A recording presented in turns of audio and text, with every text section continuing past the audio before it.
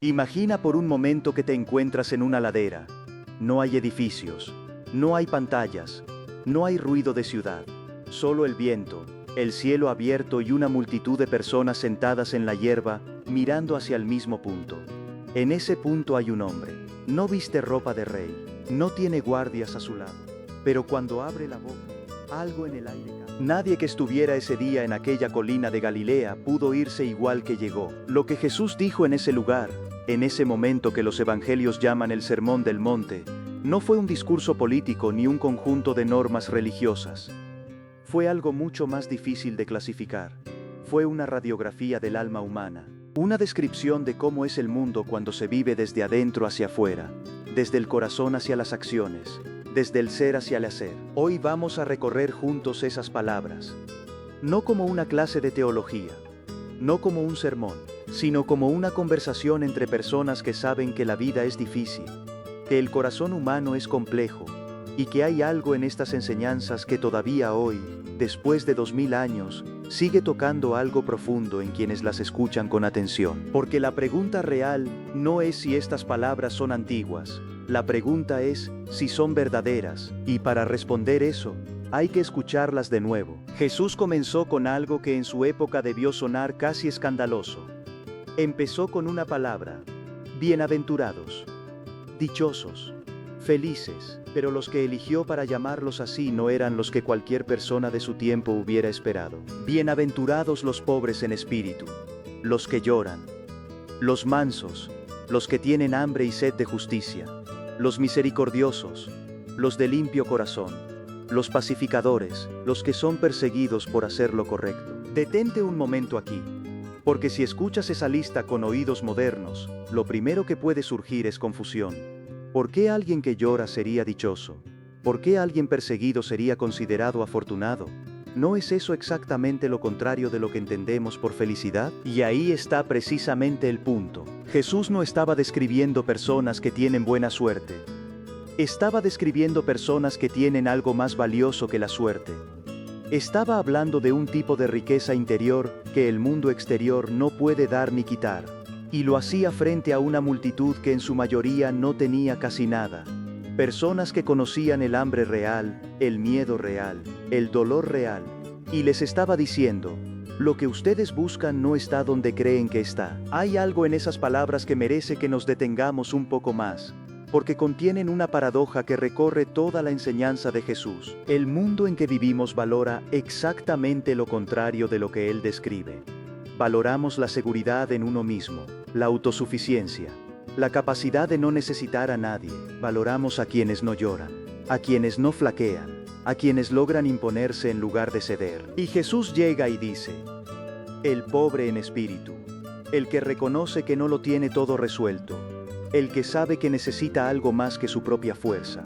Ese es quien puede recibir lo que el reino tiene para dar. No es una invitación a la debilidad, es una invitación a la honestidad, a dejar de pretender que somos suficientes por nosotros mismos, porque cuando nos aferramos tan fuerte a la ilusión de que no necesitamos nada, cerramos las manos, y las manos cerradas no pueden recibir nada. La pobreza de espíritu no es resignación, es apertura. Luego viene algo que hoy llamaríamos contracultural, aunque esa palabra ya suene gastada. Los mansos heredarán la tierra. En un mundo que premia la agresividad, que celebra al que se impone, que trata la mansedumbre como sinónimo de ingenuidad, Jesús pone esa virtud exactamente en el centro. Pero es importante entender qué quiere decir mansedumbre en este contexto. No es pasividad, no es no tener opinión, no es dejarse pisotear en silencio. La mansedumbre de la que habla Jesús es una fuerza interna que no necesita demostrar nada. Es la capacidad de responder en lugar de reaccionar, de elegir en lugar de ser arrastrado, de mantenerse ecuánime cuando todo alrededor te empuja a perder el control. Es, en palabras sencillas, la fortaleza de quien no tiene nada que probar. Y el mundo que eso construye, tanto en las relaciones personales como en las comunidades, es radicalmente diferente al mundo que construye el que solo puede relacionarse desde el dominio. Hay otra bienaventuranza que merece especial atención, no por ser más importante que las otras, sino porque en nuestra época tiene una resonancia particular. Bienaventurados los que tienen hambre y sed de justicia. Piensa en esa imagen. Hambre y sed. No curiosidad, no simpatía. Hambre, sed, algo que duele cuando no se tiene. Algo que si no se atiende, no te deja en paz. Jesús no está hablando de personas que piensan que la justicia es una buena idea. Está hablando de personas para quienes la injusticia duele físicamente, que no pueden ver el sufrimiento ajeno y seguir como si nada, que sienten en sus propias entrañas el peso de lo que está mal en el mundo. Y a esas personas les dice, serán saciadas. No les dice cuándo, no les promete que el camino será fácil, pero les dice que ese hambre tiene sentido, que esa sed no es una anomalía ni un problema a resolver, que vivir con esa sensación de que el mundo podría ser más justo, más digno, más humano, no es una carga, es una vocación. De todas las bienaventuranzas, quizás ninguna ha transformado tantas vidas concretas como esta. Bienaventurados los misericordiosos, porque ellos alcanzarán misericordia. Hay aquí algo que va más allá de una simple ética de reciprocidad. No es solo dar para recibir, es algo más profundo. Quien practica la misericordia está ejerciendo una capacidad que lo transforma a él primero antes de transformar a los demás. Porque ser misericordioso requiere algo que cuesta mucho. Ver en el otro no solo lo que hizo, sino lo que es. Reconocer la humanidad incluso donde la conducta ha sido dañina. Distinguir entre el error y la persona. Eso no es natural. Eso es un trabajo espiritual profundo. Y Jesús no lo propone como algo ocasional, como un gesto amable de vez en cuando. Lo propone como un modo de estar en el mundo, como la diferencia entre quien construye relaciones sobre la base del juicio y quien las construye sobre la base de la comprensión. Cuando en nuestra vida cotidiana alguien nos falla, la reacción inmediata casi siempre es el cierre, el distanciamiento, el juicio, y hay casos en que eso es necesario, que hay que poner límites, pero la misericordia pregunta algo diferente antes de actuar. Pregunta, ¿entiendo lo que llevó a esta persona a donde está? No para justificar todo, sino para responder desde un lugar más sabio. Bienaventurados los de limpio corazón, porque ellos verán a Dios. Esta bienaventuranza habla de algo que pocas veces asociamos con la espiritualidad: la integridad interior, la coherencia entre lo que pensamos, lo que decimos y lo que hacemos. La ausencia de doble agenda. Vivimos en un mundo donde la imagen ha tomado un lugar desproporcionado. Nos preocupamos enormemente por lo que los demás ven de nosotros, por cómo nos presentamos, por la versión de nosotros mismos que mostramos en público, en redes sociales, en el trabajo, en la familia, y en medio de toda esa gestión de la apariencia, el corazón puede ir quedando cada vez más opaco, cada vez más dividido entre lo que soy y lo que muestro que soy. Jesús propone algo radicalmente diferente. Una vida donde no hay brecha entre el adentro y el afuera, donde no necesitas recordar qué versión de ti presentaste en cada contexto, porque en todos eres el mismo. Una vida que no necesita esconderse. Y dice que esas personas, las de corazón limpio, verán a Dios. No en el sentido de una experiencia mística reservada para unos pocos, sino en el sentido de que quien vive sin dobleces, sin máscaras, sin la tensión de mantener apariencias, empieza a percibir la realidad de una manera diferente, más clara, más verdadera, más capaz de reconocer lo sagrado en lo cotidiano. Bienaventurados los pacificadores, porque ellos serán llamados hijos de Dios. En español usamos a veces la palabra pacificador como sinónimo de alguien que evita conflictos, que suaviza situaciones, que apacigua. Pero el concepto que está detrás de esta bienaventuranza es mucho más activo que eso. Un pacificador no es alguien que huye del conflicto, es alguien que entra en él con el propósito de transformarlo, que no ignora las tensiones sino que las aborda, que no finge que todo está bien cuando no lo está, pero que tampoco alimenta el fuego, que busca el punto donde dos personas o dos grupos pueden encontrarse sin que ninguno tenga que destruirse. En la vida diaria eso se ve en el que toma el teléfono primero para resolver una pelea, en el que en una reunión tensa busca el punto de acuerdo antes que el argumento definitivo, en el que no usa el silencio como arma. Es una de las cosas más difíciles que existen, y Jesús la llama identidad de los hijos de Dios, no una virtud cualquiera, una señal de quién eres. Piénsalo en términos concretos. ¿Cuántas relaciones rotas hay en tu vida o en las vidas que conoces? ¿Cuántas familias divididas por algo que ocurrió hace años y que nadie ha tenido el valor de abordar directamente. ¿Cuántas amistades que se enfriaron porque nadie quiso ser el primero en ceder? Los pacificadores son los que se atreven a hacer ese movimiento, los que pagan el precio de la incomodidad de dar el primer paso. Y al hacerlo, no solo restauran una relación, demuestran que hay otro modo posible de estar juntos. Hasta aquí hemos hablado de las bienaventuranzas, pero Jesús no terminó ahí. Continuó su enseñanza con dos imágenes que han acompañado a la humanidad desde entonces, la sal y la luz. Ustedes son la sal de la tierra. Ustedes son la luz del mundo. Observa que no dice, deberían ser. No dice, intenten ser. Dice, son. Es una afirmación de identidad, no un mandato de comportamiento. Y eso cambia todo. La sal en el mundo antiguo no era un condimento decorativo. Era esencial para preservar los alimentos, para impedir la corrupción, para dar sabor donde no había ninguno. Un poco de sal cambiaba completamente un alimento. Y si la sal perdía su propiedad salina, si se adulteraba, dejaba de servir para nada. La luz, por su parte, no necesita explicación. La luz que se esconde no ilumina. La que se pone en alto alcanza lejos. Con estas dos imágenes, Jesús está diciendo algo a sus oyentes, y también a quienes escuchan estas palabras hoy. Tu presencia en el mundo importa. No de manera grandiosa ni heroica necesariamente, sino de la manera en que importa la sal. Silenciosa, constante, esencial.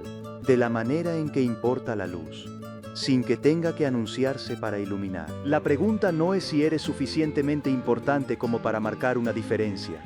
La pregunta es si estás siendo lo que ya eres. Jesús también habló en ese sermón de algo que en su contexto causó impacto: la relación entre la letra y el espíritu de la ley. Habéis oído que fue dicho, pero yo os digo. Esta fórmula se repite varias veces, y con ella Jesús no está aboliendo nada, está profundizando. Está pasando de la conducta externa al estado interno que la genera. No matarás, decía la ley. Pero yo os digo que quien alimenta el odio hacia su hermano en el corazón, ya está en un camino destructivo. No cometerás adulterio. Pero yo os digo que la mirada que cosifica al otro, que lo reduce a objeto de deseo sin reconocer su humanidad, ya contiene el mismo problema en su raíz. Lo que Jesús está haciendo aquí es algo filosóficamente poderoso. Está moviendo la fuente de la ética desde el exterior hacia el interior. No actúes mal, porque hay una consecuencia si lo haces. Transforma el lugar desde donde actúas, y las acciones seguirán. Es la diferencia entre una persona que no roba porque hay cámaras, y una persona que no roba porque ha desarrollado un carácter que no lo lleva a querer robar. La conducta puede ser la misma. La persona es completamente diferente. Y es esa transformación interior la que Jesús propone como el verdadero objetivo de la vida espiritual. Hay una enseñanza en ese sermón que sigue siendo quizás la más difícil de todas. Amad a vuestros enemigos. Orad por quienes os persiguen. Esta frase ha generado más discusión, más incomodidad, más resistencia que casi cualquier otra en toda la historia del pensamiento humano. Y es comprensible, porque va directamente en contra de algo muy profundo en nuestra naturaleza: el impulso de protegernos, de cerrarnos, de devolver el daño que recibimos. Pero hay algo que vale la pena considerar antes de rechazar esta enseñanza por imposible. Cuando Jesús dice que ames a tu enemigo, no te está pidiendo que finjas que lo que te hizo estuvo bien. No te está pidiendo que no pongas límites. No te está pidiendo que te expongas nuevamente a quien te ha dañado. El amor del que habla no es necesariamente cariño ni proximidad. Es algo más parecido a desear el bien del otro incluso cuando te ha hecho daño. A no alimentar el odio. A no dejar que el resentimiento se convierta en el centro de tu vida. Porque hay algo que el resentimiento hace con el tiempo. Te convierte en prisionero de quien te hizo daño. Sigues pensando en esa persona. Sigues reviviendo lo que ocurrió. Sigues organizando tu vida en torno a esa herida, y esa persona quizás ni siquiera recuerda lo que pasó. Orar por quien te hizo daño, desear que algo bueno le ocurra, soltar la carga del odio, eso no lo hace por el otro, lo hace por ti. Es la liberación que solo puede venir cuando dejas de aferrarte a la herida como si fuera una identidad. Jesús no propone esto porque sea fácil. Lo propone porque sabe lo que el odio le hace a quien lo carga. Existe también en el Sermón del Monte una enseñanza sobre la autenticidad en las palabras que suena increíblemente contemporánea. No jures, que tu sí sea sí y tu no sea no. Todo lo que pase de eso viene del mal. En nuestra época de sobreabundancia de palabras, de promesas vacías, de discursos que no corresponden a conductas, de personas que dicen una cosa y hacen otra, esta enseñanza golpea con una claridad extraña. Jesús está diciendo, no necesitas rodearte de promesas grandiosas, ni de juramentos elaborados para ser creíble. Si tu vida es coherente, tus palabras son suficientes. La credibilidad no se construye con más palabras, se construye con menos palabras y más correspondencia entre lo que dices y lo que haces. Vivimos bombardeados de mensajes, de contenido, de declaraciones, y paradójicamente, vivimos en una época donde la confianza es uno de los bienes más escasos. Jesús apuntó hace 2000 años exactamente al origen de ese problema, la brecha entre la palabra y la vida. Hay algo liberador en esta enseñanza también, porque si la credibilidad depende de la coherencia y no del volumen, entonces no necesitas hablar más, no necesitas persuadir con argumentos elaborados ni con promesas grandiosas, solo necesitas ser alguien cuya vida diga lo mismo que su boca. Y eso, aunque suene simple, es el trabajo de toda una existencia. Hay algo más que recorre todo el Sermón del Monte como un hilo invisible, y vale la pena nombrarlo. Jesús no está hablando a una élite espiritual, no está diseñando un camino para personas extraordinarias, está hablando a una multitud diversa, con toda la complejidad y la fragilidad que eso implica. Pescadores, mujeres, niños, comerciantes, enfermos, extranjeros, personas que conocían el fracaso, la deuda, el miedo, la pérdida, y a todos esos les dice, estas enseñanzas son para ustedes, no son para cuando llegues a ser mejor persona, no son para cuando hayas resuelto tus problemas, son para ahora, con lo que eres, con lo que tienes, con todo lo que te falta. Eso es quizás lo más radical de todo, porque la espiritualidad que promete bienestar solo a quienes ya lo tienen todo en orden, es una espiritualidad que no sirve para casi nadie. La que Jesús propone en esa ladera de Galilea, es una que empieza exactamente donde estás, con las manos vacías, con el corazón herido, con las preguntas sin responder, y te dice, hay un camino. Empieza aquí. A veces pensamos que estas enseñanzas pertenecen a otro tiempo, que el mundo en que vivimos es demasiado complejo, demasiado rápido, demasiado ruidoso como para que palabras dichas en una colina hace 2000 años tengan algo que decirle a nuestra vida de hoy. Pero entonces te detienes y piensas en tu semana, en los momentos donde el orgullo te impidió pedir perdón, en las veces donde el miedo te llevó a decir una cosa y hacer otra, en las situaciones donde el resentimiento ocupó más espacio en tu mente que cualquier otra cosa, en los instantes donde te preguntaste si lo que haces tiene algún sentido, si hay algo más allá de lo cotidiano, y te das cuenta de que Jesús no estaba hablando de un mundo diferente al tuyo. Estaba hablando exactamente del tuyo. La persona que no puede perdonar no vivía solo en el siglo I. La persona que tiene miedo de mostrarse vulnerable no es un fenómeno nuevo. La persona que necesita aprobación externa para sentir que vale algo no nació en la era de las redes sociales. Esas son condiciones del corazón humano, y son exactamente las condiciones a las que el Sermón del Monte le habla. Lo que hace que estas palabras sigan vivas después de 2000 años no es que sean antiguas y venerables, es que son verdaderas. Siguen describiendo algo real sobre cómo funciona el ser humano, sobre qué lo destruye y sobre qué lo hace florecer. El Sermón del Monte es, entre otras cosas, una descripción de cómo se ve la vida cuando se vive desde la libertad interior en lugar del miedo, desde la generosidad en lugar del cálculo, desde la coherencia en lugar de la actuación. No es un conjunto de reglas que cumplir para recibir una recompensa, es una imagen de un tipo de persona, de un tipo de comunidad, de un tipo de mundo que es posible, que existe en semilla en cada uno de nosotros, que puede crecer si lo cultivamos. No todas las personas que escucharon a Jesús ese día en la ladera entendieron todo lo que dijo. Probablemente ninguna lo entendió todo, pero algo quedó en ellas, algo que los hizo volver, algo que cambió la manera en que miraban sus propias vidas. Y quizás eso es lo más honesto que podemos esperar también nosotros. No entender todo de golpe, no transformarnos instantáneamente, sino que algo de todo esto se quede resonando en algún lugar interior. Que la próxima vez que tengamos que elegir entre el orgullo y la misericordia, algo nos lo recuerde. Que la próxima vez que el resentimiento nos pida que le demos más espacio, algo en nosotros prefiera soltar. Ese algo, si seguimos estas enseñanzas, no es un esfuerzo de voluntad, Es el resultado de un corazón que poco a poco se va alineando con algo más verdadero que el miedo. Hoy tu misión es esta. Elige una sola de las enseñanzas que recorrimos juntos y aplícala hoy. Solo una. No las 8.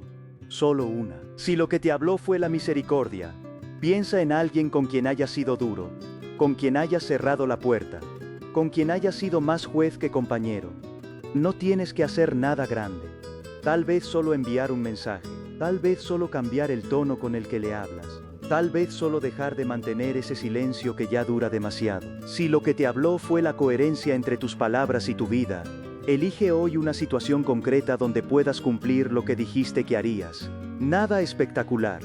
Solo ser alguien de quien puede fiarse quien te conoce. Si lo que te habló fue el perdón, tal vez la misión de hoy sea simplemente sentarte un momento en silencio y decirte a ti mismo: estoy dispuesto a soltar esto. No porque esa persona lo merezca, sino porque yo merezco no seguir cargando con eso. Cualquiera de esas cosas, hecha hoy, con la conciencia de que estás eligiendo hacerla, es más que suficiente. Porque el Sermón del Monte no es un ideal inalcanzable que contemplar desde lejos. Es un camino. Y todos los caminos se recorren un paso a la vez. Da el tuyo hoy.